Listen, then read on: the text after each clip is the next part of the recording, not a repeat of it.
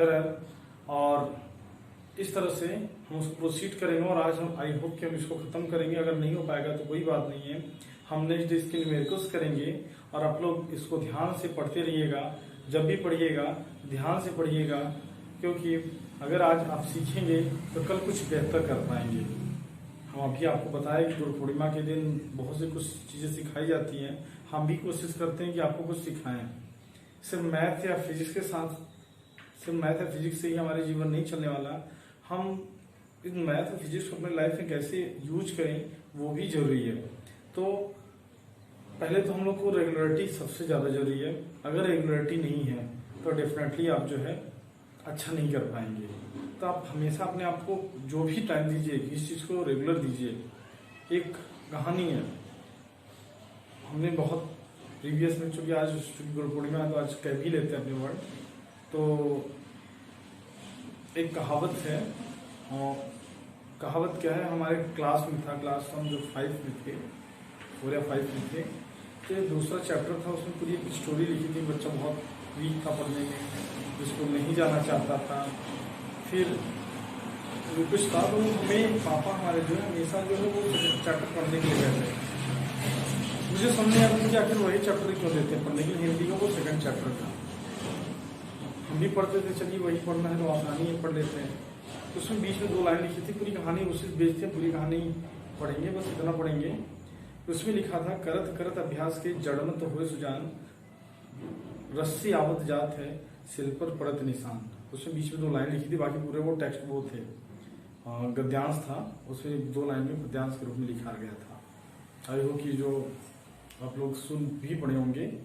तो इसमें क्या होता है, करत करत मतलब डेली करने से, हमेशा करने से हम कुछ अच्छा कर पाएंगे। ऐसा ही नहीं अचानक से हम आज करें और बहुत अच्छा कर लेंगे तो पॉसिबल नहीं है। तो चलिए हम लोग जो है क्लास 11 का जो हमारा टॉपिक है वो एरर चल रहा था। हमने कुछ बताया था कि अगर कोई फिजिकल क्वांटिटी जेड है, वो ए बी सी डी ई पर डिपेंड कर रहा है, तो उसका हम जेड का परसेंटेज एरर निकाल सकते हैं। और कैसे निकालेंगे, चलिए हम उसका फार्मूला भी लिखे थे, तो फिर से लिख देते हैं। जेड इज इक्वल टू, मान लेते हैं कोई फिजिकल क्वांटिटी जेड है और आपने कमेंट सेक्शन में नहीं लिखा कि आपको डेरिवेशन चाहिए, इसलिए हम इसको प्रोसीड करते हैं डेरिवेशन बिना किए। अगर आपको डेरिवेशन चाहिए इस फार्मूले का, जो हमने फार्मूला लास्ट में लिखा था उस दिन, आज भी लिखने जा रहे हैं, अगर डेरिवेशन चाहिए तो आप कमेंट सेक्शन में लिखिए कि हमको डेरिवेशन चाहिए, आप सर डेरिवेशन कराइए, हम रेडी हैं उस डेरिवेशन के लिए। वैसे इंपॉर्टेंट नहीं है, बट अगर आपको चाहिए तो डेफिनेटली हम आपको डेरिवेशन देंगे उसका। तो जेड मानते कोई एक फिजिकल क्वांटिटी जेड है जो कि ए square B cube C square upon B square पर डिपेंड है। मतलब यहाँ पे 4 फिजिकल फैक्टर्स, फिजिकल क्वांटिटी है जिसपे जेड डिपेंड है। अब ये 4 फिजिकल क्वांटिटी पर अगर डिपेंड है तो जेड का जो मैक्सिमम एरर होगा, delta Z upon Z into 100 is equal to delta, हमें बताया था 2 लगाएंगे, delta A upon A into 100। अगर हम मैक्सिमम करेंगे, चलिए भी बताते हैं आपको मैक्सिमम। फिर उसने बताया था 3 delta B upon B into 100 plus 2 delta C upon C into 100। ध्यान रखिए, अगर यहाँ मैक्सिमम होगा, हमने बताया था आपको, तो यहाँ पे प्लस कर देंगे, plus 2 delta D upon D into 100। अगर यहाँ पे मिनिमम की बात की जाएगी तो जो डिनोमिनेटर है वो वहां पे माइनस हो जाएगा। हम देख रहे हैं कि जो डिग्रीज है वो सामने आ जा रही है। आई थिंक क्लियर है। तो चलिए हम समझते हैं, ये हो गया हमारा फार्मूला। अब हम अगर सपोज कर लिए कि एबीसी की वैल्यू गिवन हो, एबीसी की वैल्यू गिवन हो, ए की वैल्यू कितनी हो 2 plus minus 0.01, B is equal to 5 plus minus 0.00, C is equal to 4 plus minus 0.02 and D is equal to 5 plus minus 0.1। मान लेते हैं हमारा क्या हो गया, एबीसीडी फिजिकल क्वांटिटीज में गिवन है। अब हम लोग क्या करते हैं, इससे हम लोग जेड में परसेंटेज एरर निकालने की कोशिश करते हैं। पहले हम लोग जानते हैं कि एरर है इसमें क्या, क्योंकि जेड किस पर डिपेंड है, जेड डिपेंड है ए पर, बी पर, सी पर और डी पर। Z A B C D पर डिपेंड है, और जब ए बी सी डी पे डिपेंड है तो ये एरर यहाँ पे प्लस माइनस करके लिखने का मतलब है के में जो पॉसिबल एरर है वो 0.01 का पॉजिटिव भी हो सकता है और 0.01 का नेगेटिव भी हो सकता है। यहाँ पे एरर 0 दिखा गया, मतलब यहाँ पे कोई एरर नहीं हो सकता, और यहाँ पे जो एरर है वो 0.02 का है, ठीक है, 0.0, ठीक है। और फिर डी में जो है 5 + -0.1, मतलब यहाँ पे एरर 0.1 का हो सकता है। तो जब हमने एरर देख लिया, मतलब ये कुल मिला करके यहाँ से हम निकालना चाहें तो डेल्टा ए की वैल्यू कितनी हो गई 0.01, डेल्टा बी की वैल्यू कितनी हो गई 0.00, डेल्टा सी की वैल्यू कितनी हो गई वहां से निकालते हैं 0.02, और डेल्टा डी की वैल्यू अगर निकालें तो हो जाएगा 0.1। आई होप कि क्लियर हुआ। कहीं भी अगर डाउट हो रहा है तो हम जानते हैं कि जो बच्चे क्लास 10 से 11th में गए हैं उनके लिए प्रॉब्लम क्रिएट होगा, क्योंकि इतना बड़ा डेरिवेशन, इतने बड़े क्वेश्चंस, इतने बड़े चीजें नहीं किए हैं, तो प्रॉब्लम होना वाजिब सी बात है। और वो भी डायरेक्ट ऑनलाइन क्लास मिल रहा है, ऑफलाइन वो भी नहीं मिल रहा है, तो कहीं ना कहीं प्रॉब्लम क्रिएट होगी। तो आप कमेंट सेक्शन में खूब आराम से प्रॉब्लम लिखिए।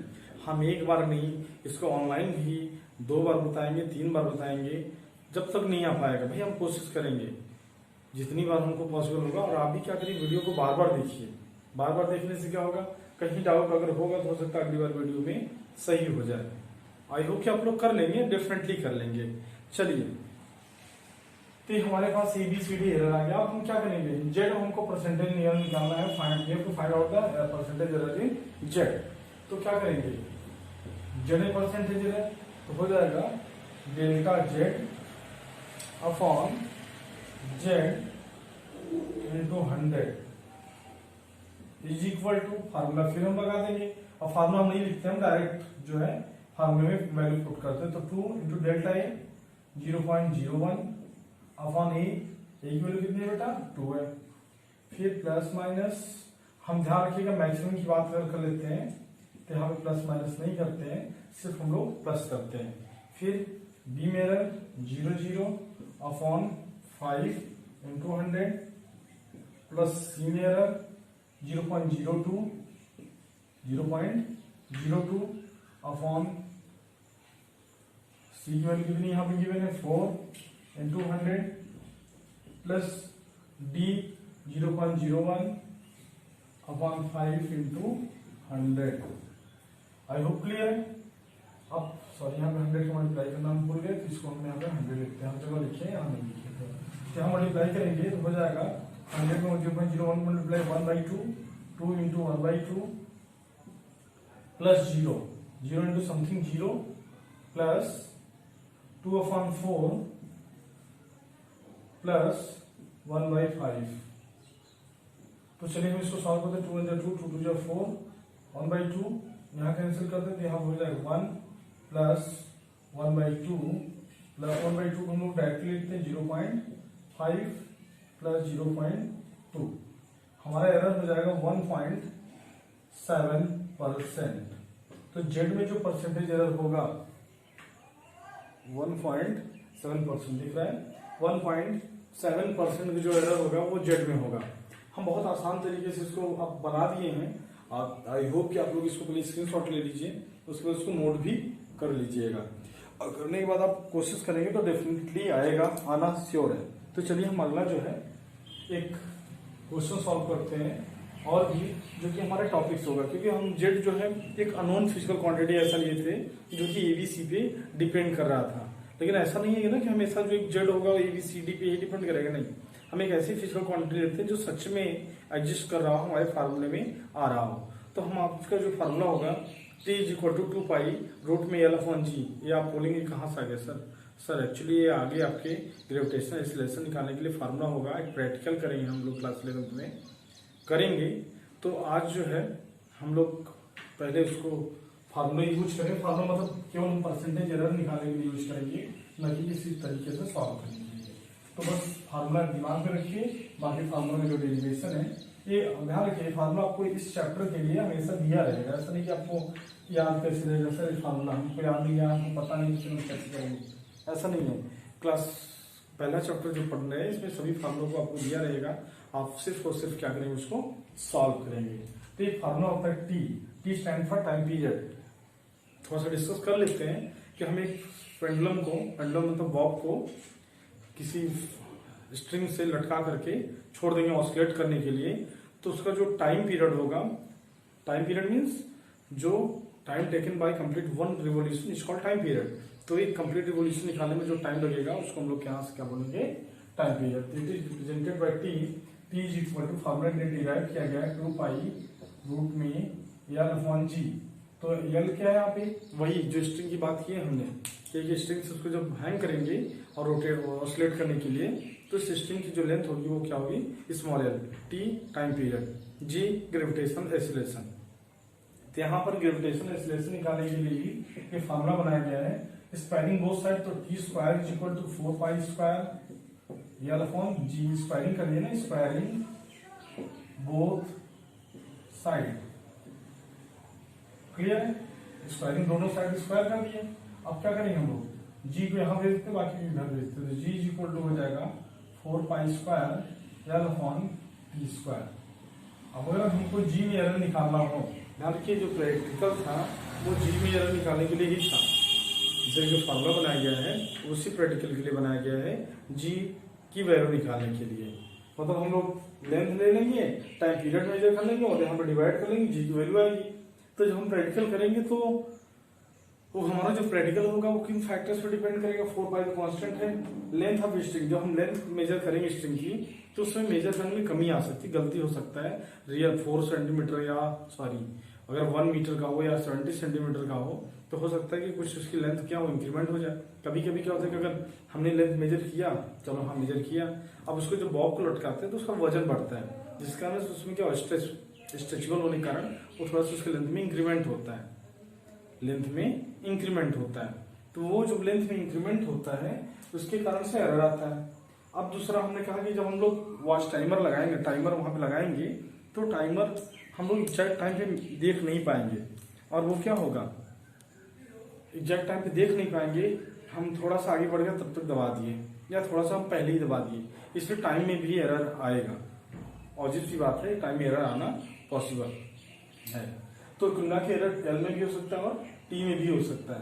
तो अगर एल और टी में होगा तो जी में भी एरर होगा सर, क्यों नहीं होगा। तो हमको अगर ये निकालना हो सिर्फ जी में कितना एरर आ रहा है, एरर आने का मतलब जो हमारे जी की वैल्यू होती है वो 9.81 समथिंग होती है, पोल जो होता है। तो अगर हम यहाँ पे निकाल रहे हैं तो 9.7 आ जा रहा है, 9.6 आ जा रहा है, 10 आ जा रहा है, तो ये एरर है। तो इसको हम एरर को निकालेंगे या फिर परसेंटेज एरर की कितना एरर हमारा पॉसिबल है, जो हम प्रैक्टिकल करेंगे तो डेफिनेटली इस एरर को निकालेंगे। कभी एग्जाम में एरर निकालने के लिए नहीं देगा, लेकिन प्रैक्टिकल जब करेंगे तो वहां पे एरर के लिए क्वेश्चन रहेगा। तो चलिए हम लोग देखते हैं कि हम लोग जी का एरर कैसे निकालते हैं। हम पहले यहाँ पे केवल एक न्यूमेरिकल सॉल्व कर रहे हैं। अगर आपको कुछ डाउट लग रहा है, एरर से क्वेश्चन है, तो आप कमेंट सेक्शन में एरर से क्वेश्चन कर सकते हैं। चलिए देखते हैं हमारा जो है यल, तो हम लेट कर लिए, यहाँ पे हम लोग न्यूमेरिकल कर रहे हैं तो लेट कर लेते हैं कि let length L is equal to 1 plus minus 0.2, ठीक है, 0.02 कर देते हैं, एरर कम कर देते हैं, और एरर ज्यादा होगा तो फिर ज्यादा एरर आएगा ना जी में, तो हम एरर जी में कम चाहते हैं, इसलिए एरर हम लेंथ को बहुत एक्यूरेट मेजर करने की कोशिश करेंगे। अभी हम लोग लिस्ट काउंट वगैरह भी पढ़ेंगे, आप टेंशन नहीं लीजिएगा। फिर 1 प्लस माइनस 0.2 टाइम पीरियड को भी हम लोग कुछ लेट कर लेते हैं, मान लेते हैं कि 2 प्लस माइनस 0.1 सेकेंड मीटर। अगर एल और टी में हमको एरर मिल गया, मतलब ये हमको इस डेटा दे दिया गया, तो जी में परसेंटेज एरर निकालने के लिए हमने बताया था डेल्टा जी अपॉन जी इंटू 100, ये तो हमें निकालना ही है। हमको क्या निकालना है, यहाँ पे 4 पाई कांस्टेंट है, इसमें एरर नहीं होगा। अगर कहीं कांस्टेंट वैल्यू है तो उसको हम लोग एरर नहीं दिखाएंगे, और हम लोग जो है सिर्फ और सिर्फ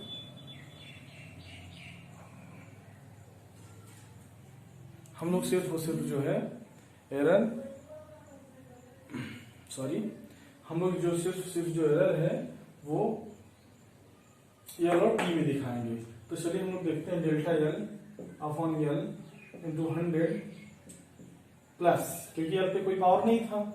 अगर हम मैक्सिमम एरर की बात करें, यहाँ पे मैक्सिमम लिखे तो टी नीचे होने के कारण भी क्या होगा, पॉजिटिव में लिया जाएगा, और मिनिमम की बात करेंगे तो क्या होगा, नेगेटिव में होगा। तो यहाँ पे चूंकि मैक्सिमम एरर की बात कर रहे हैं तो हो जाएगा plus 2 delta T upon T into 100। Clear हुआ। तो डेल्टा एल की वैल्यू कितनी है 0.02 अपॉन एल की वैल्यू कितनी है 1 इंटू 100 प्लस 2 डेल्टा टी की वैल्यू कितनी है 0.1 अपॉन 2 इंटू 100। क्लियर हुई बात। 2 को मल्टीप्लाई करें तो यहाँ पर 2 प्लस यहाँ पर 100 का मल्टीप्लाई हो जाएगा 10, 2 से 2 कैंसिल होगा 10, हो जाएगा 12% का एरर आएगा। जी में कितना पॉसिबल एरर होगा 12% का एरर पॉसिबल होगा। अब हमारा जो आगे का टॉपिक होगा इसको आई होप कि आप लोग कर रहे होंगे, और हम न्यूमेरिकल बेस से और भी कराएंगे। एक दिन आप लोग कोई कमेंट सेक्शन में लिख ही नहीं रहे कि आपको चाहिए क्या नहीं चाहिए, आप पढ़ रहे हैं कि नहीं पढ़ रहे हैं ये भी नहीं पता है। लेकिन अगर आप लिखेंगे जितने भी न्यूमेरिकल्स आप परसेंटेज एरर से आपके मन का होगा आप देंगे। और चूंकि एनसीईआरटी तो हमारे स्कूल में चलती है, इसमें कोई डाउट नहीं है, लेकिन अगर साइड बुक में आपको अगर सच में लेना हो तो आप एसएल रोड़ा को हम सजेस्ट करते हैं। वैसे तो एनसीईआरटी आपकी स्कूल में चलती ही है। अगर आप पॉसिबल हो तो एसएल रोड़ा को जरूर रखिएगा। इवन 11th ही नहीं 12th में भी लीजिएगा। हम कोई प्रचार नहीं करेंगे, एडवर्टाइज नहीं करें, हमारे लिए हम एक सजेशन दे रहे हैं। तो चलिए समझते हैं। हमारा जो नेक्स्ट टॉपिक होगा वो होगा लीस्ट काउंट से। देखिए लीस्ट काउंट, लीस्ट मीन्स होता है कम से कम। नाम से ही पता चल रहा है कि लीस्ट मीन्स कम से कम, ठीक है। और कम से कम होने का मतलब है कि वो क्या हो सकता है 10 सेकंड हो सकता है। सॉरी, कोई अगर हमारे पास इंस्ट्रूमेंट है, मान लीजिए हमारे पास स्केल थी, अभी तक हम लोग पढ़ते हैं तो स्केल थी, तो उसका कम से कम जो मेजरमेंट की जा सकने वाले उसके बीच की जो लाइन थी वो 1 मिलीमीटर थी। क्या वो 1 मिलीमीटर से कम मेजर कर सकता है? नहीं कर सकता। तो जो कोई भी इंस्ट्रूमेंट होता है उसके जो भी मेजरिंग स्मॉलेस्ट मेजरिंग वैल्यू होती है वो उसका क्या कहलाता है, लीस्ट काउंट कहलाता है। क्लियर हुआ। अब हम अगर सब मैनेज लेट कर लेते हैं, कंसिडर कर लेते हैं कि अगर हम कभी दुकान पे जाते हैं जहाँ पे हम कुछ सामान लेना होता है, डिपेंड करता है कि किस टाइप का सामान लेना हो। अब मान लेते हैं कि अगर हमको छोटा सामान लेना हो, छोटा सामान लेने को जैसे गेहूँ चावल लेना हो, ठीक है, शुगर लेना हो, तो अगर हम ऐसे शॉप पे जाते हैं तो उसमें 3 डिजिट्स तक या 2 डिजिट्स तक गिव रहता है 000.00। इस तरह से वहां पे बना रहता है। आप कभी उस पर ध्यान से देखेंगे, या तो यहाँ पे 2 रहेगा, या तो यहाँ पे 2 रहेगा, यहाँ पे 2 रहेगा, सॉरी यहाँ पे 3 भी होता है 999, ऐसा हो सकता है। अगर 3 है और 2 दोनों भी हो सकता है, ऐसे भी हो सकता है 0.00.000, इस तरह भी हो सकता है। वो डिपेंड करता है कि अलग अलग हमारे मेजरिंग स्केल्स हो सकते हैं। तो अब यहाँ पर अगर हम देखें तो ये हमारा किलोग्राम को रिप्रेजेंट करता है और ये हमारे ग्राम को रिप्रेजेंट करता है, ठीक है। तो जो मिनिमम होता है, जो बड़े बड़े तराजू बनाए जाते हैं, मेजरिंग स्केल बनाए जाते हैं, उसमें देखेंगे कि सिर्फ 2 ही स्केल पॉइंट की बात होते हैं कि मिनिमम जो है वो 2 ही डिजिट को मेजर कर सकता है। मतलब अगर वो हमारे पास 99 ग्राम है, 99 ग्राम है, तब वो दिखाएगा 100 ग्राम हो गया, तो 100 ग्राम में वो क्या करेगा, उसको नहीं दिखा पाएगा, ठीक। अगर हम यहाँ 3 डिजिट में देखें तो आप देख रहे हैं 100 ग्राम भी दिखा रहे हैं, 999 ग्राम तक भी दिखाएगा। क्लियर हुई बात। तो कुल मिलाकर के यहाँ 50 होने का मतलब, सॉरी हम यहाँ पे एक चीज पॉइंट लिख दिए, जैसे यहाँ 50 होने का मतलब है तो ½ किलोग्राम है, आधा किलोग्राम में एक जीरो यहाँ से गायब है, तो चलो तीनों डिजिट लगा देते हैं। तो कोई भी मेजरिंग स्केल के द्वारा जो मिनिमम मेजर की जा सकने वाली मेजरमेंट होगी वो कहलाएगी लीस्ट काउंट। क्लियर हुई बात। आपको हमने बताया कि स्केल में आप मेजर करते हैं तो उसका जो लीस्ट काउंट होता है वो 1 मिलीमीटर होता है। क्लियर हुई। तो जो भी आप जिस भी स्केल से मेजर कर रहे हैं वो स्केल में देखेंगे कम से कम कितना मेजर कर सकता है। अगर वो कम से कम, अब जैसे अगर हम देखें हमारे पास टाइमर घड़ी के देखने के लिए समय होता है, तो जो हम लोग देखते हैं जो डिजिटल क्लॉक आता है, जो डिजिटल क्लॉक आता है उसमें कम से कम वो 1 सेकंड मेजर कर सकता है, कम से कम 1 सेकंड मेजर कर सकता है। 1 सेकंड बाद दूसरा सेकंड, तीसरा सेकंड, या फिर कुछ ऐसे भी आते हैं जो कि उसमें टाइमर चलते रहते हैं, 1 सेकंड से भी कम मेजर कर सकते हैं। तो जो मिनिमम मेजरमेंट की जा सकने वाली किसी इंस्ट्रूमेंट की होती है वो उसका कहलाता है लीस्ट काउंट। हम बहुत धीरे धीरे बता रहे हैं, जानबूझ के धीरे चल रहे हैं, जिससे कि और लोग इसमें जुड़ सके चैनल में, और जब ज्यादा लोग जुड़ेंगे तो आपका क्वेश्चंस भी अच्छे से निकलेंगे और हम उसको आगे लेके भी चल पाएंगे। क्योंकि ऐसे तो हम अपने बताने को बहुत कुछ बताते हुए चलेंगे, हो सकता है बहुत सी चीजें छूट जाए, आपके मन में क्वेश्चन बने और कभी क्वेश्चन कर ना पाए। इसलिए बिना डर के, बिना किसी प्रॉब्लम के क्वेश्चन आप लोग जरूर करते रहिएगा, क्रिएट करते रहेंगे तो और लोगों को भी इसका बेनिफिट मिलेगा। क्योंकि मुझे तो नहीं पता कि आपको प्रॉब्लम कहाँ भी हो रही है। अगर आप ये प्रॉब्लम कमेंट सेक्शन में लिखेंगे तो मुझे पता चल जाएगा कि कमेंट प्रॉब्लम यहीं भी हो रही है। उसको हम क्या करेंगे, सुधारने की कोशिश करेंगे, मतलब आपको बताने की कोशिश करेंगे, उसको फिर से बताने की कोशिश करेंगे। और अगर कोई प्रॉब्लम बहुत ज्यादा हुई तो उसके लिए हम एक अलग से सेशन रखेंगे, डाउट सेशन के नाम से, जिसमें सिर्फ और सिर्फ पीछे पढ़ाए गए टॉपिक्स को, जो डाउट होंगे उसको क्लियर किया जाएगा। तो आई होप कि आप लोग ध्यान से पढ़ रहे होंगे। ज्यादा हम नहीं बात करते क्योंकि आज वैसे भी गुरु पूर्णिमा के दिन है और आगे हमने बहुत सी बातें की हुई है, तो वीडियो बहुत लंबा हो जाएगा। तो आज के लिए बस इतना ही रोकते हैं। और आप लोग का अगर कोई डाउट होता है तो डेफिनेटली नीचे कमेंट सेक्शन में लिखिए, हम उसको पूरा करने की कोशिश करेंगे। एक वीडियो इससे रिलेटेड अगर आपने नहीं क्वेश्चन किया तो इससे रिलेटेड एक वीडियो और चलाएंगे न्यूमेरिकल सॉल्व करने के लिए, और उसके बाद इसको खत्म करेंगे। हम लोग चलेंगे डायमेंशन एनालिसिस पे। तो थैंक यू, अब मिलते हैं नेक्स्ट वीडियो में।